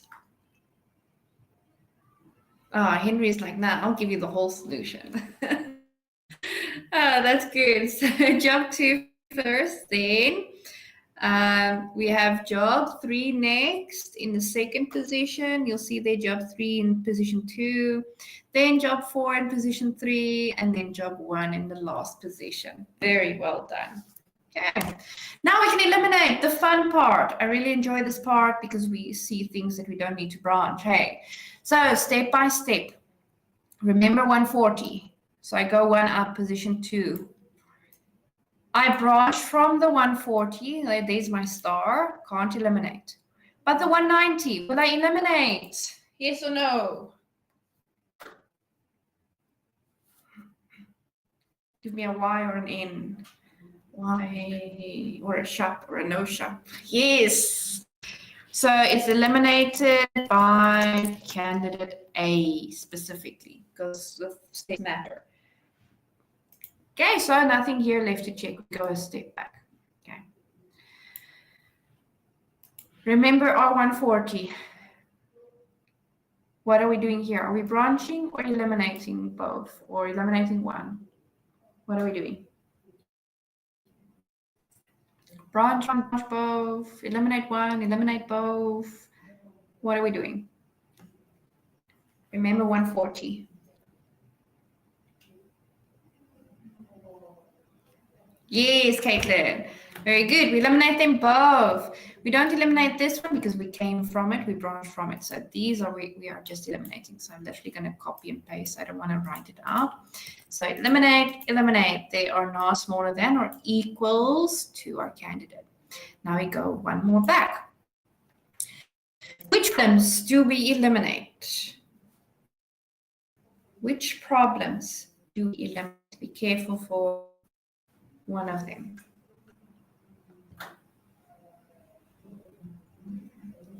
Yes, yes, good, Caitlin.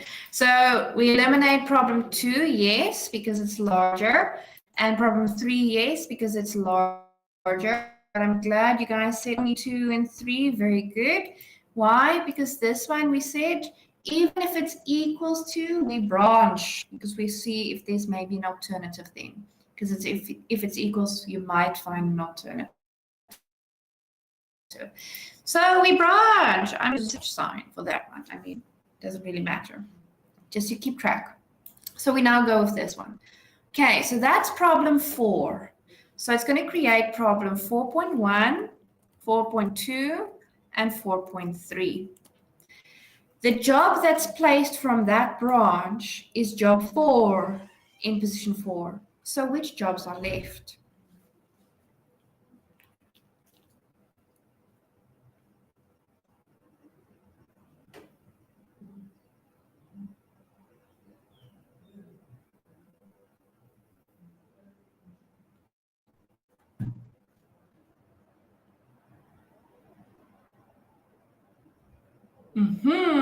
Very good, Homolemo, sorry.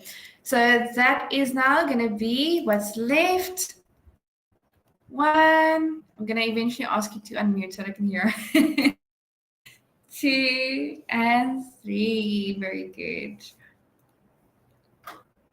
Yeah, I miss face-to-face classes. But it's nice. You guys at least work with me, so it's not so lonely. Let's see, just quickly checking something.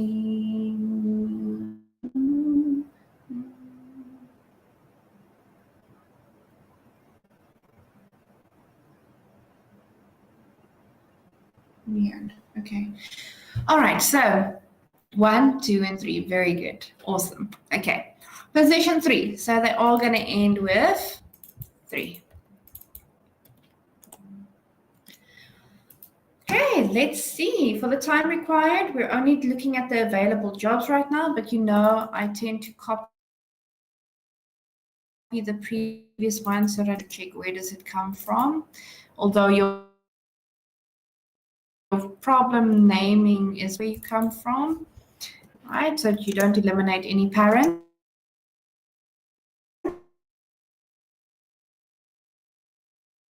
Tables is going to be job 1, 2, and 3. So you'll see that it's not the same as previous ones because it's now wrong, or that was placed first. They will have the same value. 15 minus. So this is specifically job 1. So I go subtract it due to job 2. This one I subtract job 2 overdue.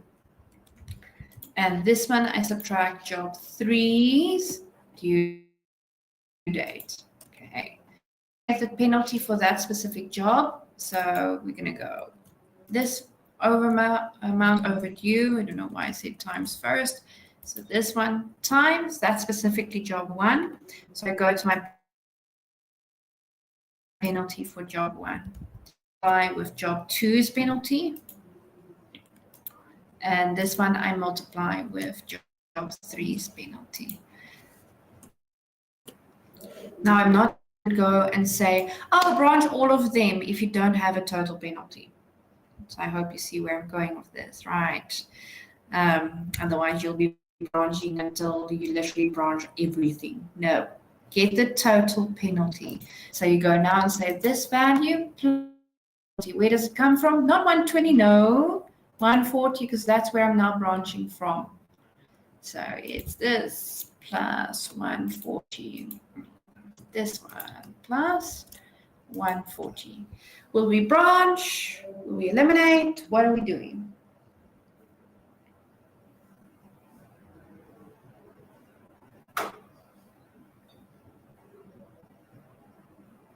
Yes, But why are we eliminating though? What's our candidate A?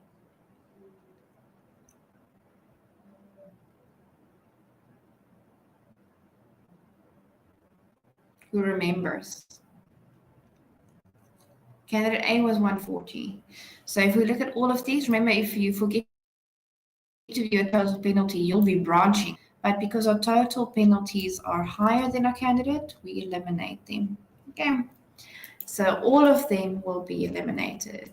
There are more, yes, more. So only if it was less than or equals to, you'll branch. Okay. Was there anything that we did not branch or eliminate? You go back one step and make sure that was branched, eliminated. All of that. If you had a candidate B, you'll just have to make sure you eliminate the candidate A as well. But we only have one candidate, candidate A. Not even an alternative. So sad. But that's the solution. You can go through the slides, of course, it's on the slides. Just wanted to show you on Excel how I would normally go about it. Okay, now's your chance to, let me say, enjoy this. Remember positive vibes, you know. So this is now your chance to do something. So I'm going to give you some time and then I'll run through it very quickly. So do until, let's see, this now has penalties with, I'll give you a bit more time. So I'm going to say until 10:30, then I'll do a quick run through just to, so that you can check your answers, but you have it on BC Connect as well. Right. And then, yeah, that's it. Anything else? Oh, thank you, Fraser. Yeah, they've been backwards in time. Well, I guess if we can build a time machine, that would have worked. But thank you. Yeah, 11:30 sounds a little bit better. Don't be negative. Yes. So we use zeros, no negatives. Okay, so I'll see you at 11:30 to run through a few of them, right? So that we can try and make space tomorrow for traveling salesperson and hopefully maybe the review. All right, so I'll see you very soon. Try that quickly, but try to work fast. Remember, in the test, the faster you can do these that are a bit more just step related, the better, right? Don't forget what to do though, but yeah, go for it.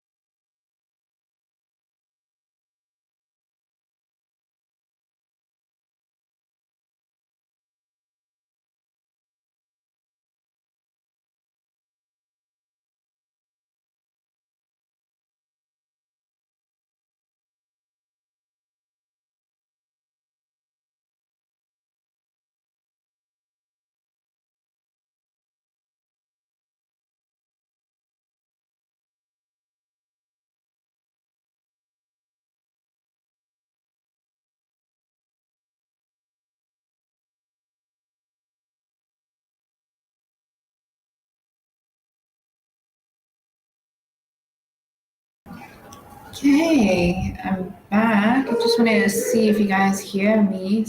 I'm not sure if everything's fine on all sides. I just want to ask you guys.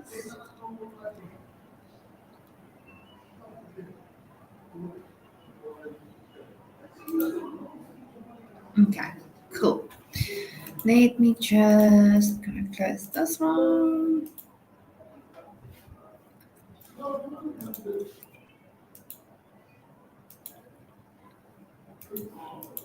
Okay, so I'm just going to run through it very quickly so that if we don't have time, then at least this is explained, but the worksheet should be uploaded already. Okay, so with penalties, you just have that add-on part for the penalties first, but in order to get the penalty per day, you still need to calculate the overdue or the time or days overdue. Right, so again, you start with your problem 1, 2, and 3 with and 4, and specifically with the last position. So if there's 4 jobs, position 4. Right, and then you've got the different jobs that could be placed in that position. So job 1, position 4, 2, 3, 4. The time required for this first step is all of them because you're in the last position. So all of them added up together. But now when you calculate the overdue days, or apologies, that should say instead of days, time. But the overdue, oh, it is days, never mind. Overdue days, then you go and subtract that day specifically. If we say due date of a job and we only say day 4 or minute 4, we are referring to at the end of that day, right? Just to make it clear. So here we go and say we subtract for job 1, so that's 4. This one we subtract for job 2's due date, so 3 and 4. Okay. Now, when you get the penalty, you multiply that specific job's penalty. So this is specifically job 1. So that's going to be that penalty for job 1.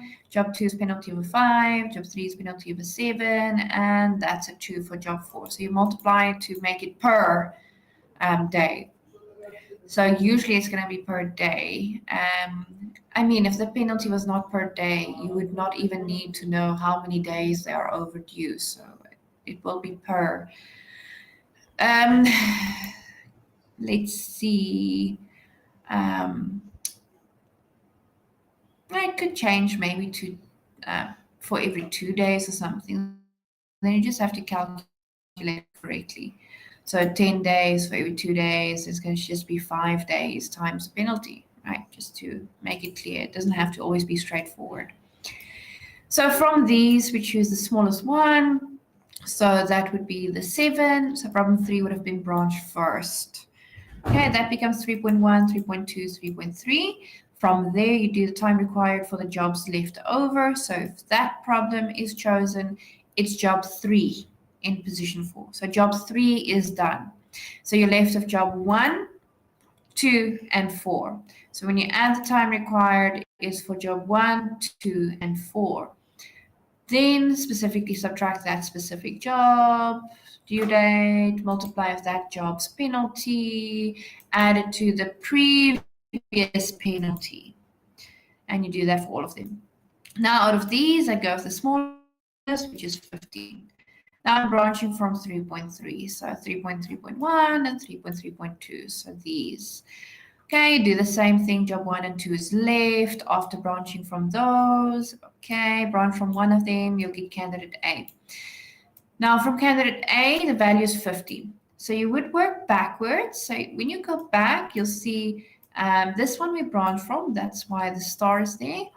This one we have not branched from. And then you'll see it's equals to our candidate of 50, candidate A. So we branched this one just to get the alternative as well. Okay, now you go back.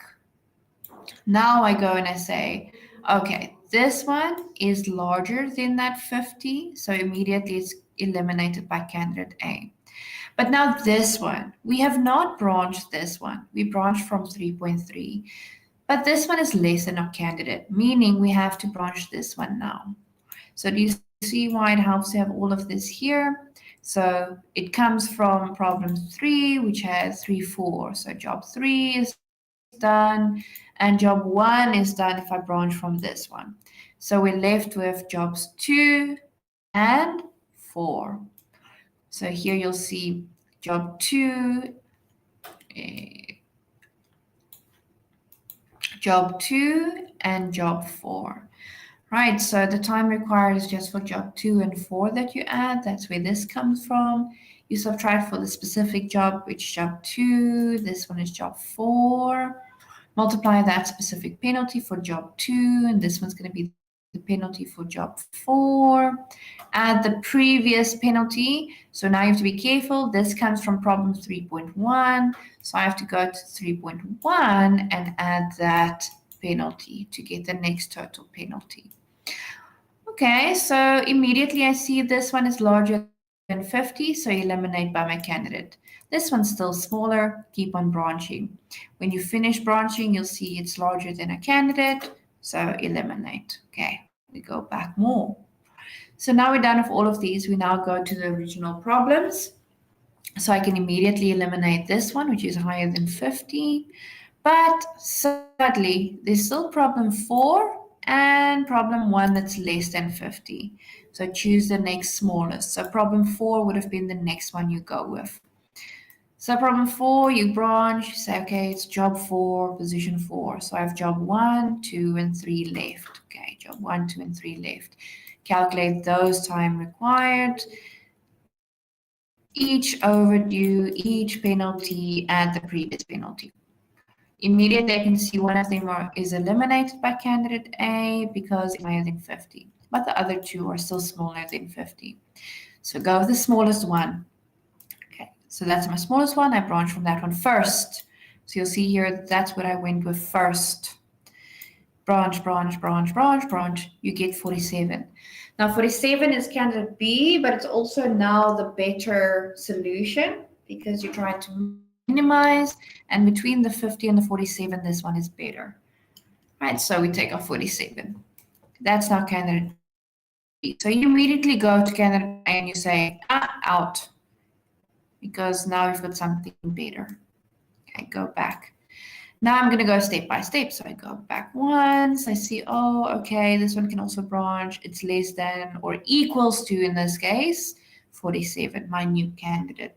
So I branch. I get Norton. Okay, now I go back more. Now here I branch from this one. This one's eliminated. I'm left with 4.1.